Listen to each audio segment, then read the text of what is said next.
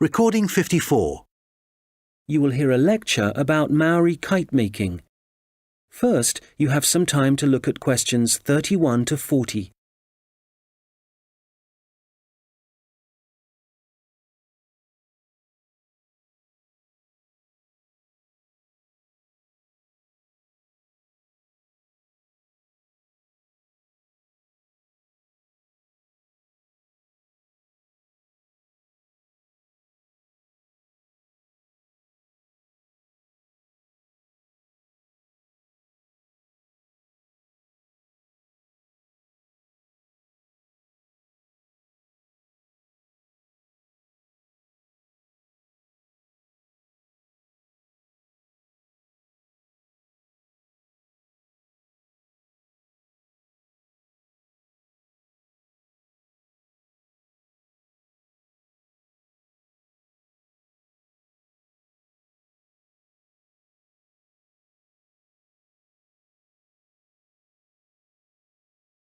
Now listen carefully and answer questions 31 to 40. Well, good morning everyone. As you know, we've been looking at different kinds of art and craft that were practiced by the Maori people of New Zealand, at least before the Europeans began to arrive in the 18th century. So, the focus of this lecture is kite making, how the kites were made, their appearance, and the purposes they served. Well, let's start with the way they were made. As with other Maori artistic traditions, kite making involved certain rituals. So, firstly, only priests were allowed to fly and handle the largest, most sacred kites. There were rules too, for the size and scale of the kites that the priests had to follow, and during the preparation of both small and large kites, food was strictly forbidden. In terms of appearance, kites were frequently designed in the image of a native bird, or a Maori god, and sometimes, perhaps less often, a well-known hero. You can imagine that when Maori first arrived in the new country, in New Zealand, it may have taken some time to find suitable materials for their kites. But, through trial and error no doubt, they found plants and trees that provided bark and even roots that they could use to make the frames and wings of their kites. And after the frame had been constructed, the kite then had to be decorated. For this, the priests used long grasses, and these, when the kite was in the air, would stream along behind it. They also used a variety of feathers to add colour to their creations. Well, all this meant it was easy to see a kite in the sky, but you could also hear Maori kites. They could be quite noisy indeed, and this was because some priests liked to hang a long row of shells from the kite. You can imagine how they'd rattle and clatter in the wind, how they might completely capture your attention. As I said before, the most common image was probably a bird, and that's the same for other kite-making cultures. But the kites were designed in particular shapes. So, there were kites that were triangular, rectangular, and also shaped like a diamond. And some of them were so large it would actually require several men to operate them. Some of the kites were also covered in patterns, and to make these patterns, the Maori used different pigments of red and black, and these were either made from a charcoal base or from red-brown clay which had been combined with oil obtained from a local species of shark. Now, before I forget, if you have a chance, do visit the Auckland Museum, because they have the last surviving Birdman kite on display. This is the kind of kite that has a wooden mask at the top of the frame. It's a mask of a human head, and you can clearly see it has a tattoo and also a set of teeth. Quite impressive, and a good example of Maori craftsmanship and symbolism. Right, turning to the purpose and function of the kites. They certainly had multiple uses. Primarily, the flying of kites was a way of communicating with the gods, and when the kites rose into the air, the Maori used them to deliver messages, perhaps requesting a good harvest, good fortune in war, a successful hunting expedition.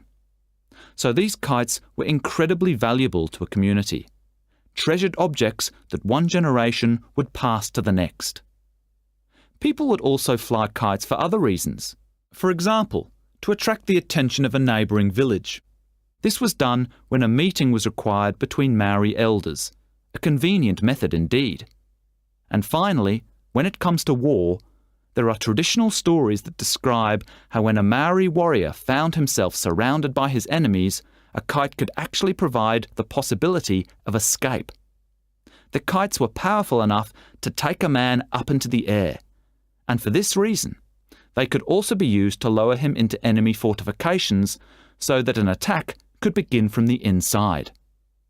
Well, I'm happy to say there seems to be a revival and growing interest in kite making, and Recording 58. You will hear a lecture about rock art. First, you have some time to look at questions 31 to 40.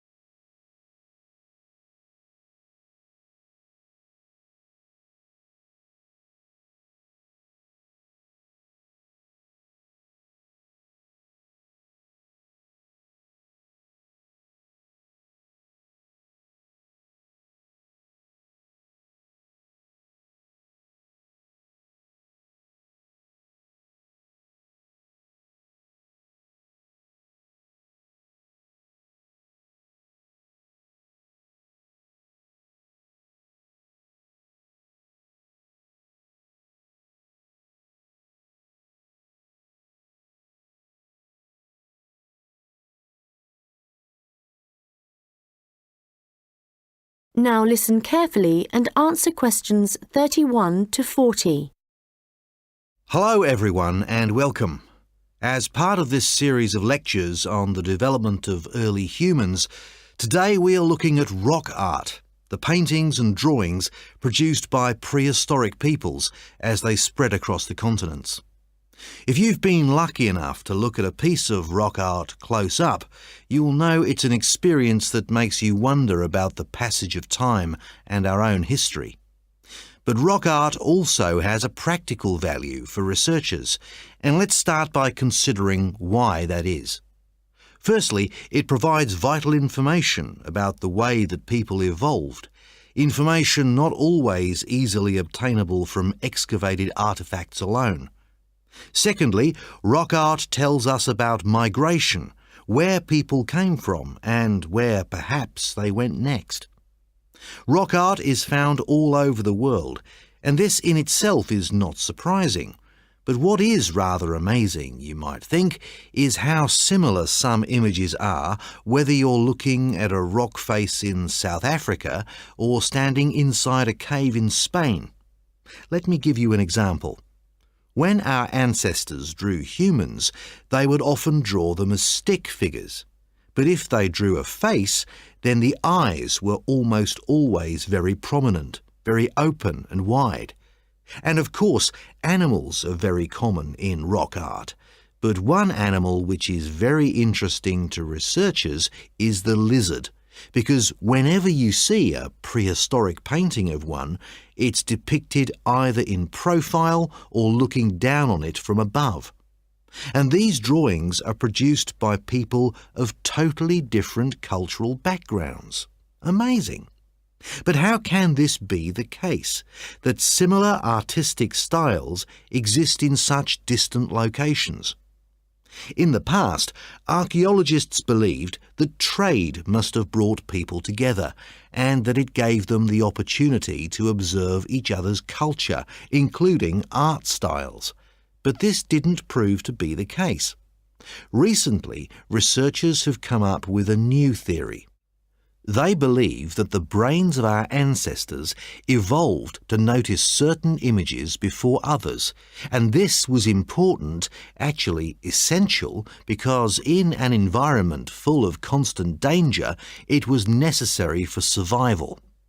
So the need to quickly recognise things that could be helpful or harmful could have had a great influence on rock art and explain why some images are more common across cultures than others. Later on, there would have been other reasons why communities produced art, certainly for spiritual and social purposes, and no doubt for political ones too, as different tribes looked for allies and struggled against their enemies. Well, as I said before, you can find rock art all over the world, but I'd like to focus now on the rock art of the Aboriginal people of Australia. The images that survive in this part of the world span at least 20,000 years. In fact, the Aborigines were still practicing this art form in the late 18th century when the Europeans began to arrive, and certain images point to the contact between them. For example, the Aborigines began to draw ships which they would have seen along the coast. It's hard for us to imagine what they must have thought when these first began to appear. Another image that is evidence of European arrival is that of horses, an animal that would have been very alien to the Australian landscape. It isn't actually known how many sites there are across Australia where rock art can be found, but unfortunately we do know that much of the art is being lost to us. Erosion, of course, is one of the key reasons for its destruction, but human activity is also increasingly responsible. Since the 1960s, industry alone has destroyed around an estimated 10,000 pieces of art. At this rate, in 50 years, half of all Australian rock art could have disappeared for good. Vandalism is sadly another factor, and although most people, I believe, would wish to preserve this art, I'm afraid that tourism is another reason why the art is disappearing. In some cases, the art is damaged when people... Section 4. You will hear part of a lecture about cave paintings and other types of rock art. First, you have some time to look at questions 31 to 40.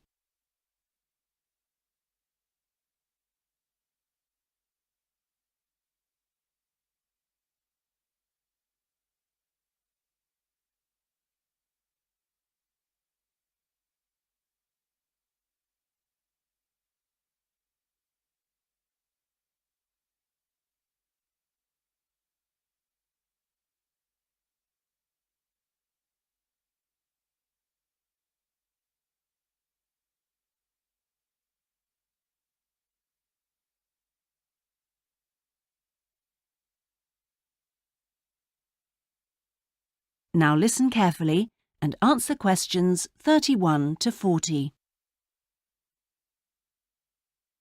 Good afternoon, everyone. This is the first seminar in preparation for our archaeological fieldwork in Namibia. We are fantastically lucky to have received partial research funding for this trip from our institute, so I shall expect 200% attention and participation from you all.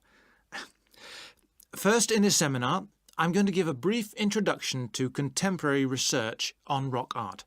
And in the second part, I'm going to give you some do's and don'ts for our fieldwork trip in April. So please listen very carefully. I'm first going to focus on the interpretation of rock art in Namibia. We are very fortunate to be going to an area where you can find some of the most important sites in the entire world. And I hope to show you how easy it is for everyone to make mistakes in looking at cultures which are different from our own, the first and most important lesson we have to learn. In Namibia, there are both paintings and engravings. That's where the surface of the rock is cut out. Many of the engravings show footprints of animals, and most scholars used to think that the purpose of these was simple and obvious. This rock art was like a school book with pictures to teach children about tracks, which track belonged to which animal, giraffe, lion, and so on. But there were some mysteries. First, when you look at a typical Namibian painting or engraving, you see the tracks are repeated. There are dozens of tracks for the same animal. Well, you'd expect just one clear illustration if the reason The aim was to teach tracking. Now, there were two more problems.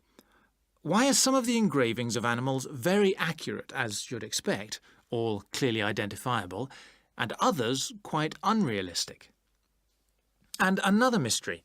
Some of these unrealistic animals, that's in the engravings, seem to be half human. Some, for example, have got human faces. Many researchers now think that these were pictures the wise men engraved of themselves. They believed they could use magic to control the animals they had drawn, so the hunters could then catch them for food. This shows you some of the dangers of coming from one culture to another, as we'll be doing, without understanding it fully. Scholars imagine that children looked at rock art pictures to learn to track, just because they themselves had learnt skills from pictures. Many researchers now believe that rock art had a much more complex purpose, and we'll talk more about it next week.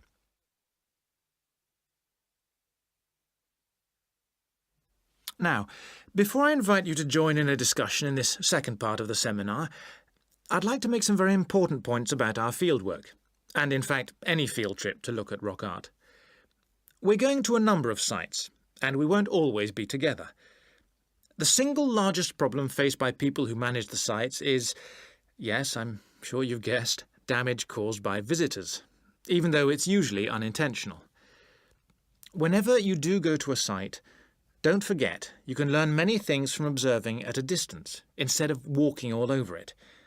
This can really help to reduce visitor pressure. People often say, well, there's only 2 of us, and just this one time.